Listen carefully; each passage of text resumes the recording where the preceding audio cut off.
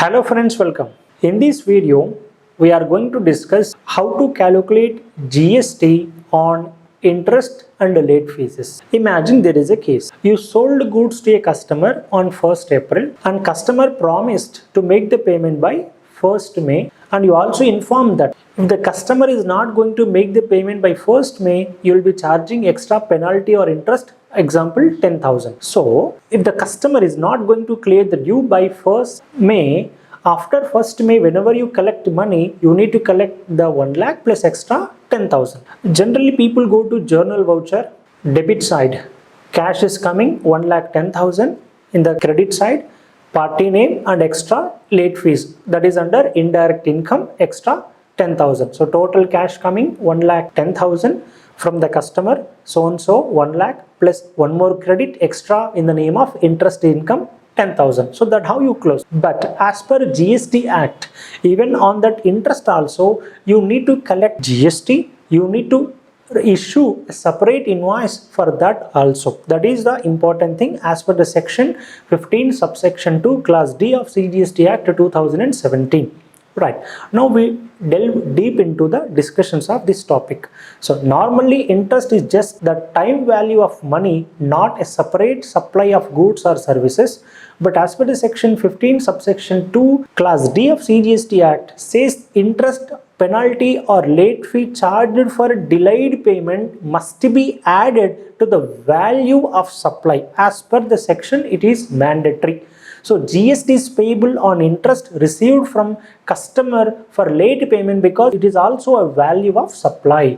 Remember, if you see our example, let me take you to the reports. Click on the button, go to and search for bills receivable.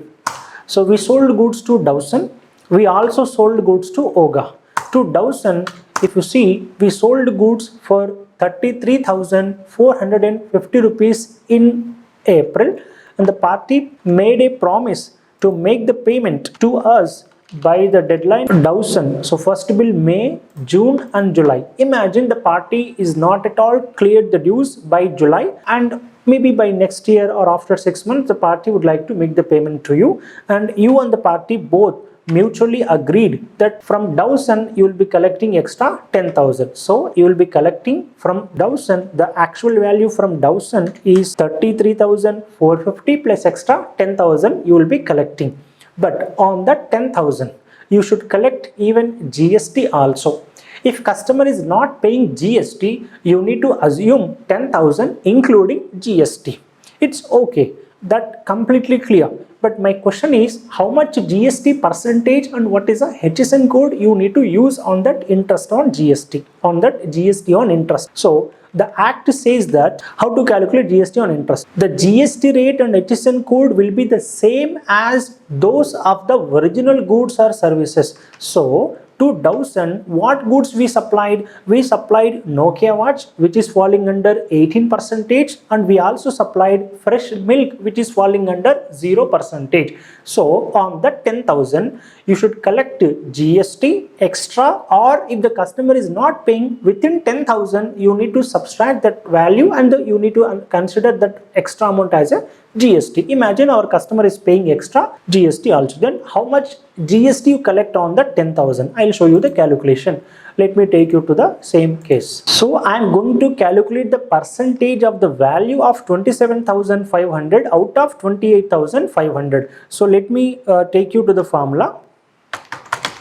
27,500 divided by 28,500 multiplied by 100.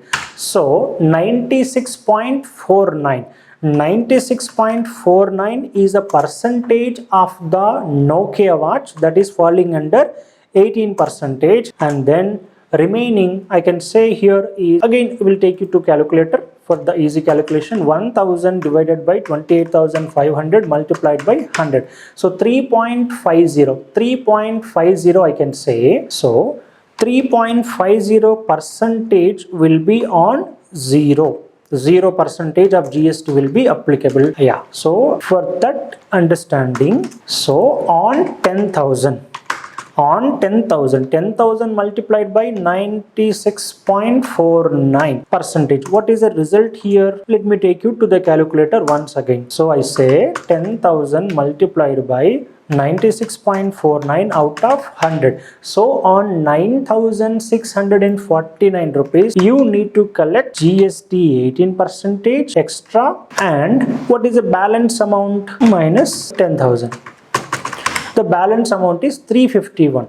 On this 351, you collect GST, that is 0 rupees. So out of 10,000, on 9,649, you collect GST 18%. Let me do that calculation also. So 9649 multiplied by 18 by 100. So you need to collect extra 1736. 1736. On this balance amount 350, you no need to collect any GST. This is what the act is saying. So the total goods you supplied is what? Nokia watch and fresh milk. Nokia watch value 27,500, fresh milk value 1000. The portion of Nokia watch is what? Out of the total supply taxable value, 96.49% is the value of Nokia watch, which is falling under 18%. So this 10,000 will be split into two parts. That's what you need to take care. Now I'll take you to the practical interest calculation. So I go to voucher. Imagine the parties are ready to make the payment by 31st December 2026. So go to other vouchers. Let me select now a debit note. Customer generally known as a debtor. To increase the debit balance, I need to again issue a debit note. Customers generally known as debtor. Debtor will have a debit balance. To increase the balance, because I need to collect by increasing extra 10,000 plus GST, no? So I'll pass a debit note. So in the debit note, if you click on the option change mode, I go to the option accounting invoice as per regular requirement. I go to accounting invoice. To whom you are giving this invoice? I am giving this invoice to Dawson because I wanted to collect extra. So accept, accept, accept. So what I am charging now? Interest. This is credit in the bracket I am putting because I am going to collect income from the customer. So for me it is income. Interest, credit. Debit indicates all expenses and losses. Credit indicates all incomes and gains. So I am writing interest credit at the rate of 18%, just for example, under indirect income, and here I am going to specify the details, HSN number. I will provide the HSN number as per the Nokia watch. Okay, I am providing as per the Nokia watch. Description is again same, interest credit 18%, and I am going to charge 18% extra interest. How much interest now? See, as per the calculation we already done, out of 10,000, on 9,649 I have added one more interest. I will create interest credit at 0% of GST. So indirect income, specify HSN number. What HSN number? Fresh milk HSN number. I'll consider fresh milk HSN number. Description same, interest at the rate of 0%, and I'll go and say it is under nil rated. So what is the value of nil rated? This value is coming around 350 rupees. I'll consider it's not 350, it's 351. It's okay.